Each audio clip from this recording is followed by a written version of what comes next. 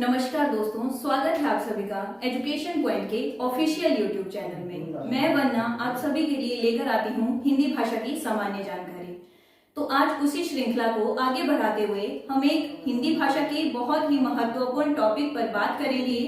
आज का जो हमारा विषय रहेगा वो रहेगा पर्यायवाची शब्द। इस विषय से आपको police, patwari, forest guard, JBT BEd entrance सभी पेपर में 1 से 2 प्रश्न देखने को मिलते हैं। तो चलते बढ़ते हैं टॉपिक की तरफ। पहला जो आपके पास यहाँ पर शब्द दिया गया है, हमारे पास शब्द है पानी। आगे 4 ऑप्शंस आपके पास दी गई हैं, जल, वारी, अम्बु और पय। तो इन चारों शब्दों में से पानी शब्द का पर्यायवाची शब्द कौन सा होगा? पर्यायवाची शब्दों को अन्य समानार्थक शब्द भी कहा जाता है। वे शब्द जो आपके पास शब्द दिया गया हो उसके समान अर्थ को प्रकट करें। तो इन चारों शब्दों में ऐसे कौन से शब्द हैं जो पानी के अर्थ को प्रकट करते हैं? पहली ऑप्शन है जल, दूसरी वारी, तीसरी अम्बु और चौथी पय। तो ये जो चारों ही ऑप्शंस आपके पास दी गई हैं, ये चारों ही शब्द क्या हैं? पानी के पर्यायवाची शब्द हैं। इसके बाद हमारे पास पीछे हमने 4 शब्द दिए थे जो कि पानी के पर्यायवाची शब्द थे, जल, वारी, अम्बु और पय। तो अब इन शब्दों के पीछे जैसे ही ज प्रत्यय लगता है, ज यानी कि जन्म लेने वाला या जनित, तो जल शब्द के पीछे ज प्रत्यय लगने से शब्द नया बन के आ रहा है जलज। वैसे ही वारी के पीछे वारिज, अम्बु के पीछे अम्बुज और पय के पीछे पयोज। तो इनके पीछे ज प्रत्यय लगने से इन चारों ही शब्दों का अर्थ हमारे पास पानी से बदलकर क्या आ जाएगा? कमल। ज यानी जल में जनित या जन्म लेने वाला। तो जो पानी के पर्यायवाची शब्द थे जल, वारी, अम्बु, पय, इन चारों शब्दों में जब ज प्रत्यय का प्रयोग किया जाता है तो इसके अर्थ पानी से बदलकर क्या हो जाता है? कमल। फिर से हमारे पास वही 4 शब्द हैं, जल, वारी, अम्बु और पय। इससे पीछे हमने देखा कि इसके पीछे कौन सा प्रत्यय लगा था? ज प्रत्यय, जिसका अर्थ था जल में जन्म लेने वाला या जनित। अब हमने इसके पीछे प्रत्यय लगाया द। यहां पर थोड़ा सा गलत हो गया है, अमूल।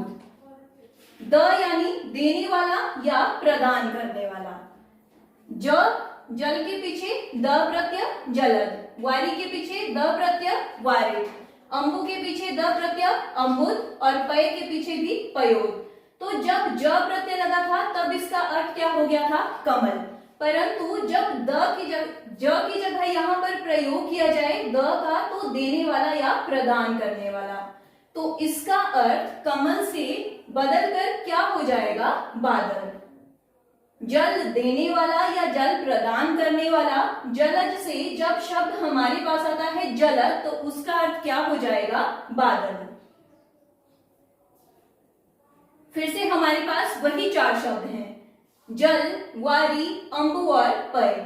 अब हमने न ही इसके पीछे ज प्रत्यय लगाया है न ही द प्रत्यय।